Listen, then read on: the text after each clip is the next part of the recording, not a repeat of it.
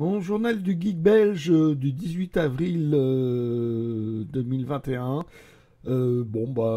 C'est un peu dans la lignée de la semaine dernière. Voilà, j'en dis pas plus.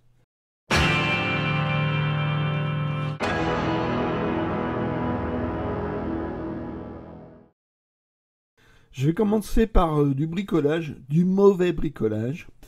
J'avais ce Santonio dont les pages se barraient. Ça se barrait complètement, hein. Donc il fallait que je recolle tout. Il y avait ouais, des morceaux. Enfin, c'était vraiment pas pratique à lire. Je l'ai recollé, mais je l'ai mal recollé. J'ai pas mis assez de colle. Voilà. Donc voilà. Ça a recommencé. J'ai fini de le lire. C'est gentil. C'est pas formidable celui-là. Malangosha. Bon, bah, c'est. Ouais. C'est pas oubliable. Et en plus, ben, il va falloir que je recolle ça parce que c'est. Je l'ai mal fait. Tiens, à propos de mauvaise colle, dans les années 70, les éditions Dupuis ont décidé de faire économie de colle. Donc ils en mettaient moins. Donc tous les albums de l'époque, voilà. Si on achète à l'époque, on est assuré que ça ne tient pas du tout. Voilà, c'est. On lisait une fois, deux fois, et hop, ça se barrait. Ou la colle séchait, enfin, ouais, entre 70 et 80, c'était une vraie catastrophe. Ah, hop, ça, il a été imprimé en 76. J'ai trouvé celui-là depuis, hein. Édition de 71. Et là, vous pouvez voir, ça tient. Ça tient toujours. Il n'y a pas eu besoin de le recoller. Ça tient. Alors que c'est pas des cahiers, c'est vraiment de la colle. J'ai celui-ci. Ok, j'ai celui-là qui est un peu plus ancien, mais qui est abîmé d'une autre manière. Enfin bref. Édition, celle-ci de 76, les Schtroumpfs prennent le pas, hein, deviennent des vedettes, donc ils sont présentés en premier, les Schtroumpfs. Là, ça s'arrête au 9, alors que là, en 71, c'est le Cosmo Schtroumpf qui est le dernier album. Voilà. Et voilà. Dans les années 70, on met on standardise, hein. Là, il n'y avait pas de numéro. Ça y est, on met un numéro. Et c'est pareil sur le dos. Voilà, on met le numéro dans les années 70.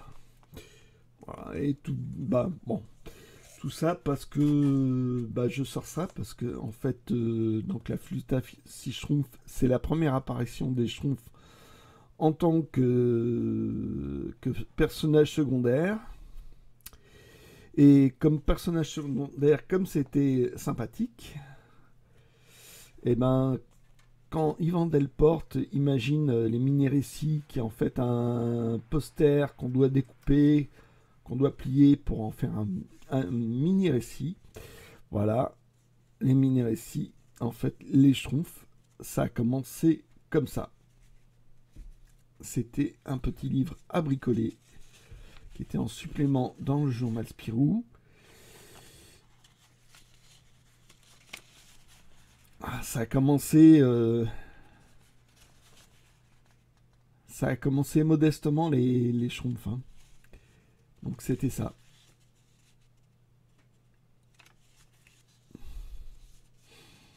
La Fée des Schtroumpfs a été redessiné par les élèves de Peyo, hein. C'était pas de trop mauvais élèves, vu que c'était Walteri, c'était Goss, Francis, deux Jettier, hein, qui ont fait ensuite carrière dans le journal Spirou.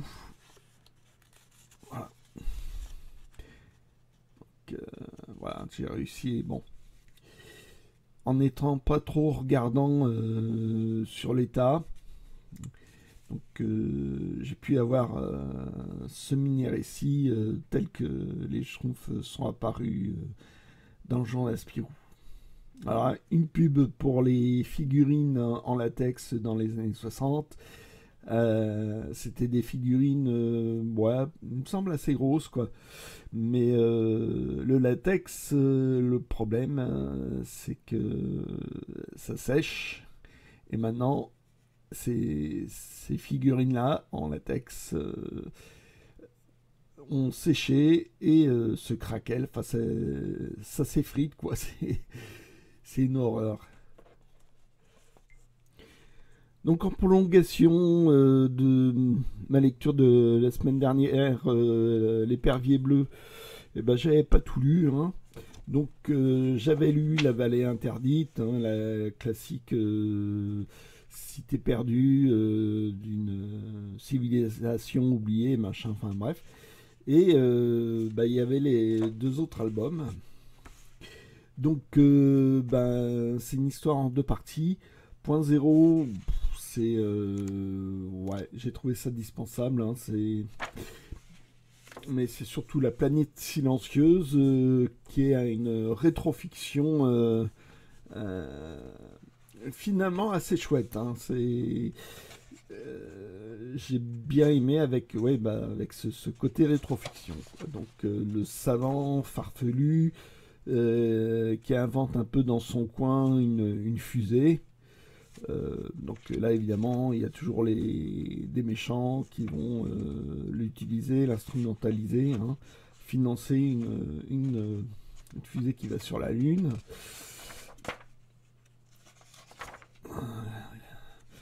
Donc moi je pensais pas que... Bah, il s'est assez renseigné l'auteur, Sirius, ce qui parle d'apesanteur, il a réfléchi un peu comment pouvait marcher sa propulsion.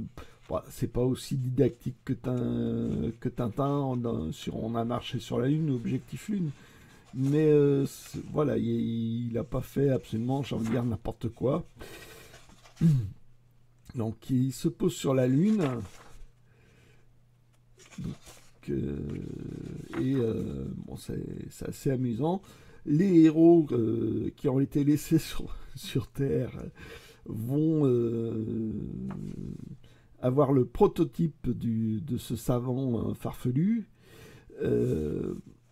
Et comme le prototype n'est pas terminé, et ben ils vont le terminer. Hop, c'est vachement crédible. Hein. Et donc à leur tour, ils vont aller sur la Lune, donc avec scaphandre. Ils vont même aller sur la face cachée, la fameuse face cachée de la Lune. Et ce qui est marrant, c'est qu'il y aura des champignons sur la Lune. Hein. Des champignons géants. Et donc, ça va être une classique histoire de science-fiction de l'époque. Autre rétrofiction de l'époque, bah, y en avait aussi dans Pif Gadget.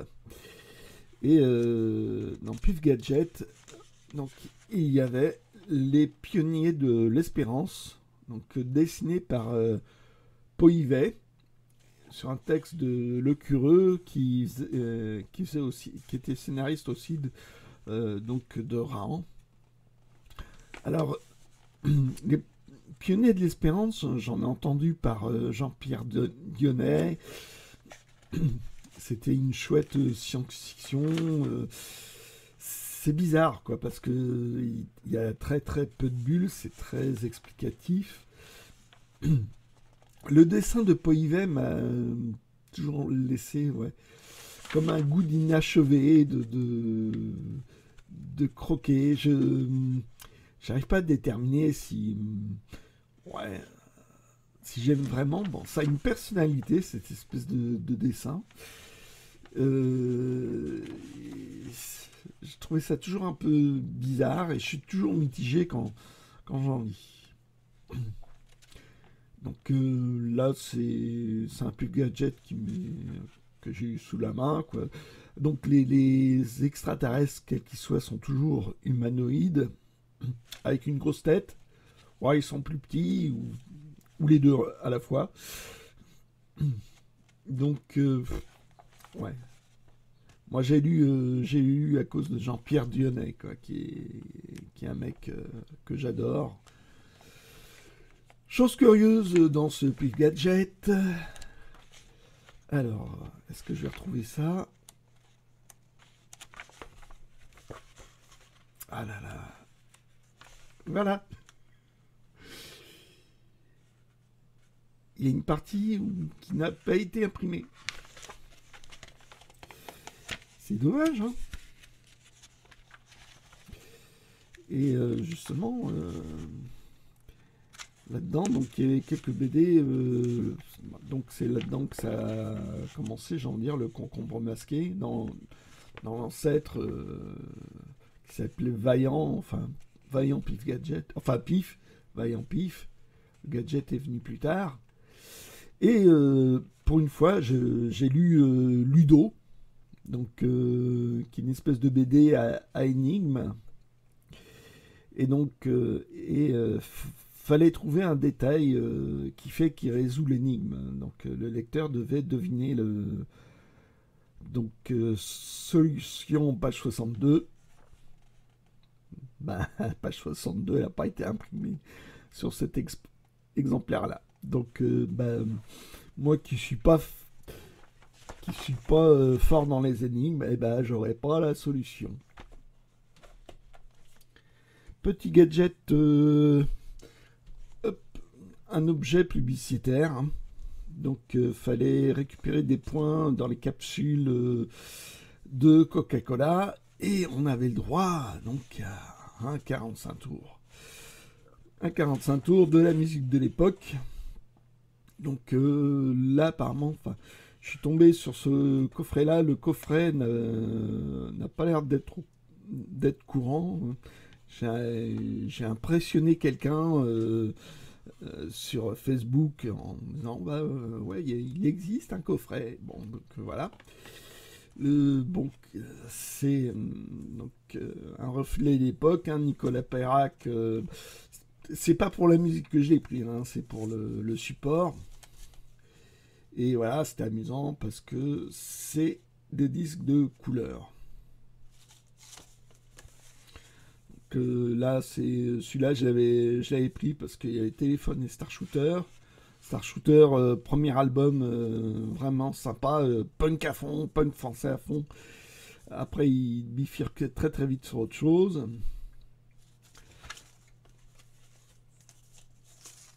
Alors là, écouter le groupe Il était une fois, j'aurais franchement de mal. Hop. Là, il y a des espèces d'ombre, hein, c'est d'ombre de noir. Ils ont dû mal nettoyer le truc qui contenait la pâte orange. Hein. Il y a des traces de noir. Hein. Ça fait une espèce de tache bizarre. C'est pas fait exprès.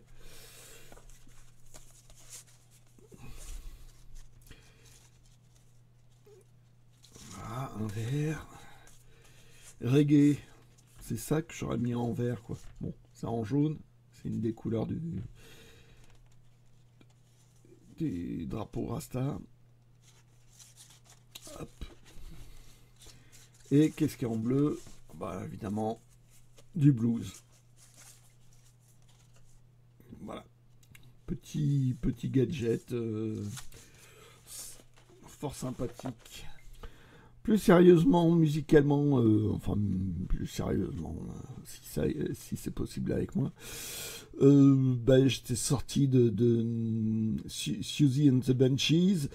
Bon, je savais pas trop. Hein, j'avais ça, The Birds. Je peux pas dire que j'en sois fou des Birds. Moi, j'aime un peu leur période, je dirais, psychédélique. Hein. 8 Miles High ou so You Want to Be a Rock'n'Roll rock'n'roll, je me rappelle plus. Après, il tourne vite fait à du country. Là, c'est du folk rock. Hein. C'est ce qu'ils inventent, sans dire le concept. Hein. En ayant regardé le film Quatre garçons dans le vent, enfin A Hard Day's Night des Beatles, où ce qu'ils regardent, c'est que les Beatles utilisent une guitare électrique 12 cordes et hop, ils piquent ça, ils mettent ça sur des chansons de Bob Dylan et ça fait le folk rock. Autre album comme ça que j'ai écouté, Queen of Stone Age, un groupe bien rock, mais pas mal du tout finalement. Le chanteur fera d'ailleurs un super groupe avec le bassiste John Paul Jones, ex Led Zeppelin, et Dave Grohl, ex Foo Fighters et Nirvana, et qui va s'appeler Then Crooked Vulture, si c'est compréhensible mon accent. Et cet album-là sera pas mal aussi, ce super groupe. Pour une fois, en général, les super groupes, je trouve ça décevant, mais pas celui-là. Donc, ce Queen of Stone Age, sympathique comme tout. Petite particularité, c'est comme si on écoutait différentes émissions de radio qui présentaient à chaque fois le titre suivant. Quoi.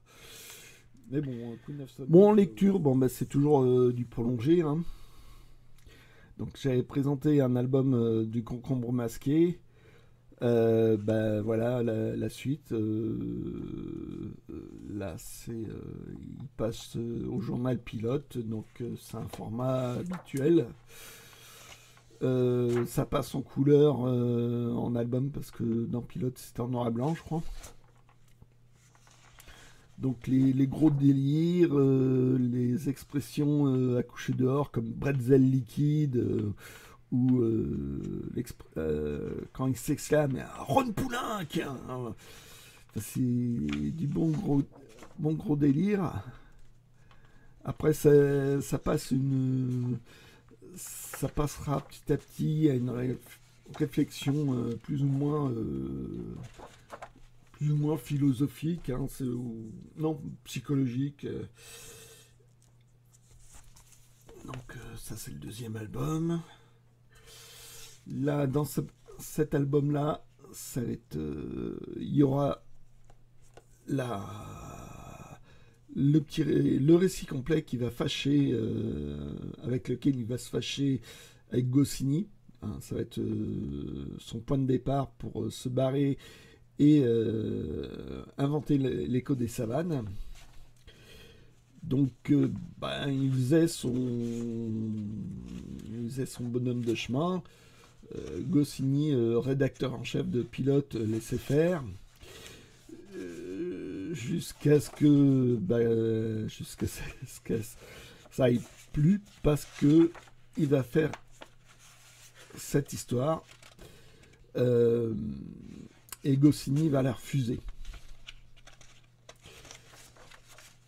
Voilà. C'était en pleine période des comics underground aux États-Unis.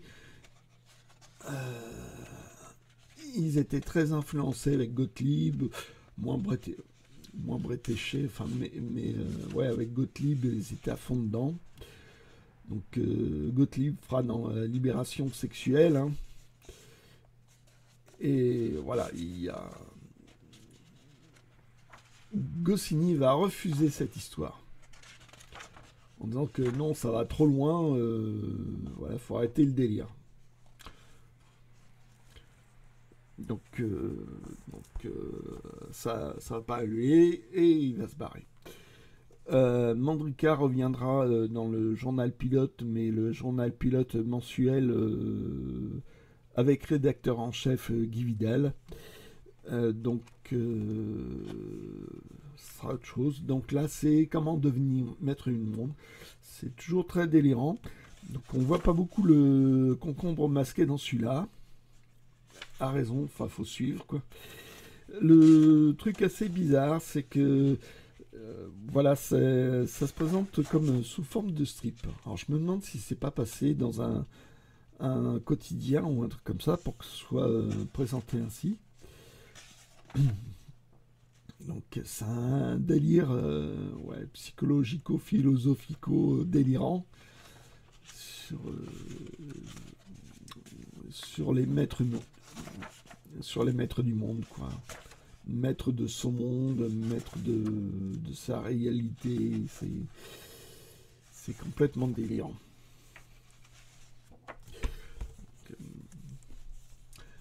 Donc il y a celui-là, c'est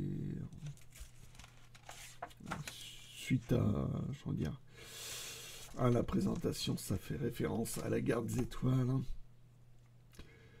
Bon, je me demande, il y a 2-3 trucs qui peuvent se mettre dedans. Il y a du délire un peu à la Flash Gordon qui rappelle plus Flash Gordon que voilà. Ça rappelait plus Flash Gordon dont la Guerre des Étoiles s'est inspirée. Alors il y en a encore un autre qui s'appelle Groupe masqué contre le patatoseur. Donc là, il y a un mélange de genres des dessins, c'est assez bizarre.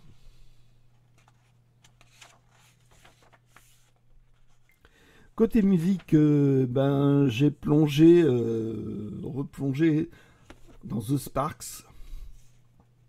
Alors Sparks, c'est pas vraiment un groupe, c'est les frères Maël, Léon et Russell Maël, je crois. Donc c'est des fans de la musique anglaise, du rock anglais. Le côté excentrique du rock anglais, ils adoraient ça, genre les Kings, tous les groupes un peu psychédéliques. Et puis, bon, bah, ils vont faire une pèlerinage en Angleterre. Et pas de bol, en Angleterre, bah, le côté excentrique, bah, c'était terminé. C'était devenu ce qu'on va appeler le rock dinosaure, c'est Genesis, Pink Floyd, tous ces trucs-là. Et donc, ben, eux,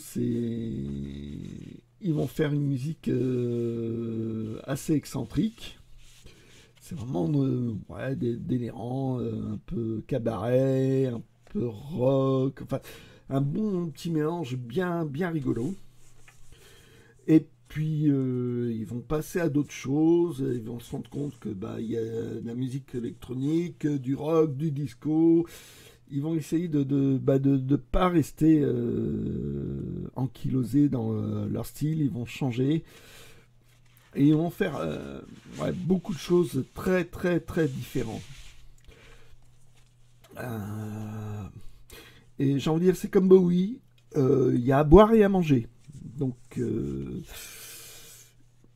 mon intérêt va être plus ou moins... ouais. Ça dépend des disques. Hein. Ils ont vraiment des passages hauts comme des passages bas.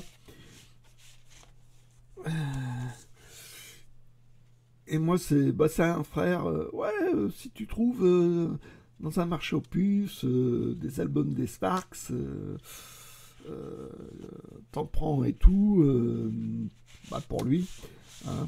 Pas de bol, c'est que bah, j'ai écouté. Et les albums que j'ai trouvés, ben, je les avais gardés. Parce que j'ai trouvé ça très bien. Bon. J'ai même eu dans le lot bah, cet album-là. Avec bah, de la peinture dessus.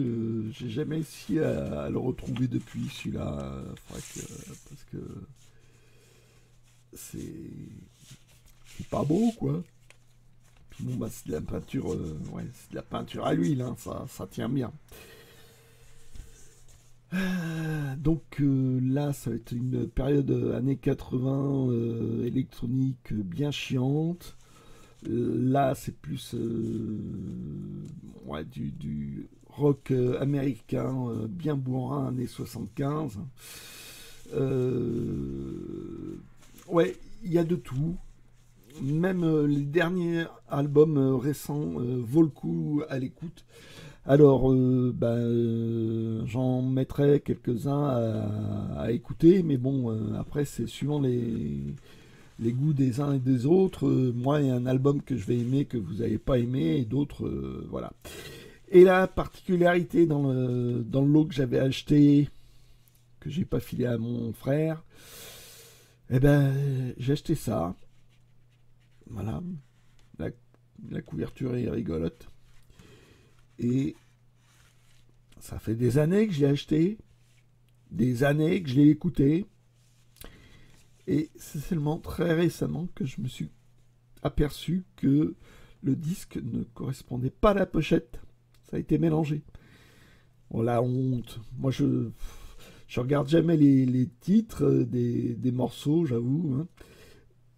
J'écoute la musique, les mélodies, assez peu les paroles. Et là, c'est pas le bon disque dans la bonne pochette. Voilà. Donc les Sparks, ouais, à découvrir. Ils ont fait des trucs récents, vachement intéressants, comme l'album Lil Beethoven. Ouais, il y a vraiment de tout, quoi. Moi, j'avais connu, j'en ai entendu parler pour la première fois avec l'Erita Mitsuko. Ils avaient fait une sorte de duo qui s'appelait Singing in the Shower. Et ouais, ils ont fait énormément d'albums. C'est pas très connu maintenant, hein, mais bon, faut piocher dans leur grosse discographie. Et bon, faites le tri, quoi. Faites le tri parce qu'il y a vraiment de tout. De tout, des trucs plus ou moins expérimentaux, des trucs franchement commerciaux, des trucs qui ont bien vieilli et d'autres très très mal vieillis. Voilà pour Sparks. Dans une lecture détaillée, c'est-à-dire détaillée, j'ai regardé les décors, j'ai regardé de très près, voire même avec une loupe. Parce que, hein, je rajeunis pas, rigolez pas, vous non plus. Donc, c'est dessiné par Franquin, décor de JDM, très important. Parce que Franquin faisait tellement de dessins, à la fois pour Spirou. Il s'est retrouvé à un moment donné aussi à animer Modeste et Pompon, à faire des dessins pour l'animation du journal Spirou. À un moment donné, il s'est retrouvé à faire une histoire parallèle pour la Libre Belgique, un quotidien donc avec des décors de Roba. Enfin, il était partout et ça va terminer par un burn-out. On n'appelait pas ça comme ça à l'époque, hein, au moment de QRN sur Bretzelburg, tellement il en faisait. Donc là, c'est une collaboration au dessin avec JDM qui est connu pour Sophie, la BD Sophie. Et donc sur un scénario de Greg qui va amener une certaine fantaisie que Franquin n'adhérera pas tout le temps, mais bon. Donc voilà, ça fait des dessins très très détaillés dans les décors, parce qu'il y allait à fond JDM là-dessus. Donc là on peut regarder, je mets plus près, on est... Là, il y a je ne sais combien de plans, hein, de plans de plus en plus éloignés, de personnages qu'on voit dans la perspective. Donc il y en a même là, et il y a même là, des tout petits personnages. Donc j'y suis allé parfois avec une loupe, pour être certain de rien rater. Parce que c'est un travail d'orfèvre. Et je rêve un jour je sais pas, de faire une visite au château de Champignac. Donc voir les différents dessins. Je me demande si un jour je ferai passer à une retouche photo en évacuant les personnages. Et il y a un travail énorme sur la cohérence des vues pour garder, pour que le décor soit toujours raccord, quoi. Là, l'espèce de machin jaune, on va le retrouver ici, on va le retrouver là. Ils vont essayer d'être super cohérents. Et mon amour des vieux bâtiments, du côté vintage ou un truc comme ça vient de ce château de Champignac. À un moment donné, j'ai habité une maison avec une espèce de portail qui grinçait et j'étais heureux. J'avais un peu l'impression d'être à Champignac. Donc voilà, des super décors, une vue superbe, là, avec une lumière qui vient de dehors. Alors, le décor a été effectivement dessiné par JDM, mais c'est Franquin qui avait esquissé la vue, qui avait choisi la vue. J'ai lu ça dans Et Franquin qui créa la gaffe, un livre interview.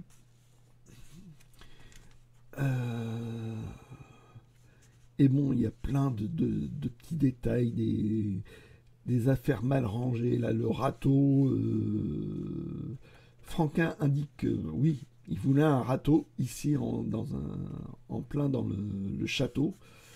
Pour bien montrer, il était soucieux de ces petits détails-là. Donc là, dans le dessin, Franquin a fait les personnages avec le plateau, il précise, et le petit bout où on voit Fantasio. Le reste a été dessiné par JDM. Et moi, c'est une de mes histoires préférées de Spirou. J'ai envie de dire, ouais, je risque de dire ça pratiquement à chaque album de Spirou. Et c'est plein ouais, c'est plein de petits, de chouettes détails comme ça que j'adore. Ce qui est marrant, c'est que l'autorité, qu'elle soit anglaise, russe, ont toujours des uniformes. L'autorité est toujours un peu des gros abrutis. Voilà. Tiens, une autre case remarquable. Celle-ci. Voilà.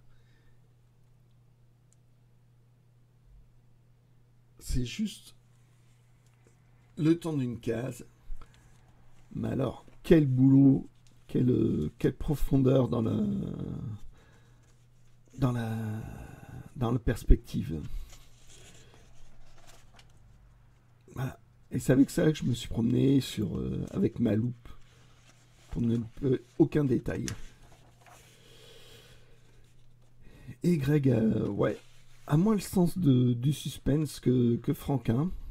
Parce que ouais, le suspense pour tourner la page ou de la semaine suivante est moins fort que, j'ai envie de dire, dans le repère de la Murène. Mais ça reste franchement sympa. Et là, il y a une phrase que j'adore. Voilà. Ça doit être tout du grec, quoi. Je me demandais si on pouvait trouver des gens courageux pour venir me libérer. Et Fantasio répond, on n'en a pas trouvé, alors nous sommes venus avec la pétoche. Voilà. Bon, absolument rien à voir. Là, c'est plutôt dans le dépouillé, ce qui est assez étonnant pour du Moebius. C'était un album de commande pour Citroën. Il va partir du logo Citroën, qui va considérer comme si ça avait été un vaisseau spatial. Et là, il va improviser une histoire. Donc là, c'est autre chose. Voilà. Donc ça s'appelait Sur l'étoile.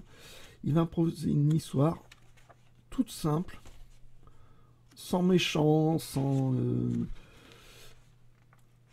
histoire tarabiscotée, mais et puis bon, ben, comme il devait vite le dessiner, je pense qu'il y a été une épuration de son dessin. Donc pas de hachure, pratiquement. Une histoire toute simple, mais que je trouve très très chouette. Il donnera une suite auquel j'adhère moins, mais celle-là tient ouais, comme un récit complet, quoi. Et moi, j'ai découvert ça dans un, un journal de Spirou spécial Noël, où ils avaient mis toute cette histoire, donc les 45 pages que ça fait. Donc pour moi, ça a été une sacrée entrée en matière pour découvrir Moebius. Et cette histoire-là, ouais, j'en ai une tendresse particulière. Je la trouve vraiment, vraiment chouette. Vraiment abordable pour du Moebius, sans trop de mysticisme qui va m'ennuyer par la suite chez Moebius. Voilà. Donc j'ai pas l'album publicitaire, je rêve de l'avoir, mais à un prix raisonnable. Mais pour l'instant, j'ai pas trouvé ça à un prix raisonnable à mes yeux. Petit dernier rapidos comme ça, Bob Moran. Alors Bob Moran fait partie des trucs auxquels je suis un peu toujours mitigé à lire.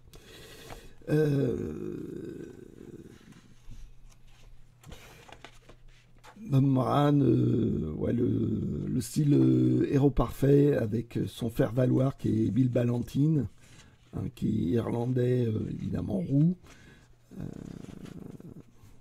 Tiens, j'ai ça à recoller avec ma colle. Cette fois, il faudrait que je fasse attention à ma réparation. Donc, des histoires d'aventuriers hein, qui se mettent à la bonne cause, ben, comme par hasard. La plus ou moins faible femme, le trésor, avec le méchant et tout. Voilà, mais bon, c'est un personnage, j'arrive pas à adhérer complètement.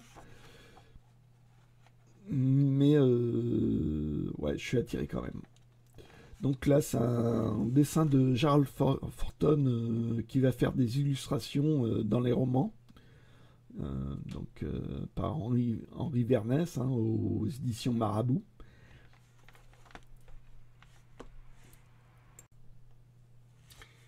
Alors ces romans, voilà, comme ça se présentait. Donc, comme je disais, illustration à l'intérieur par Gerald Forton.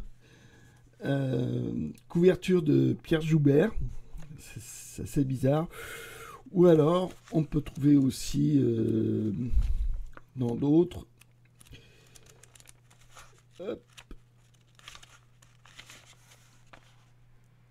Voilà. Des dessins d'Athanasio. Donc ces deux dessinateurs vont faire aussi des BD donc, de Bob Moran. Il y aura plein d'autres dessinateurs qui reprendront en BD Bob Moran. Donc voilà, j'ai lu ça. Ça me fascine comme bouquin. Est-ce que je suis totalement conquis par ce personnage? J'ai du mal, mais quand j'en trouve, j'en prends. Donc voilà. Ah, c'est la fascination pour ces romans populaires, quoi. Bon, je vais m'arrêter là. je, je me suis assez... Enfin, ouais, je me suis assez ridiculisé comme ça. Allez, une prochaine.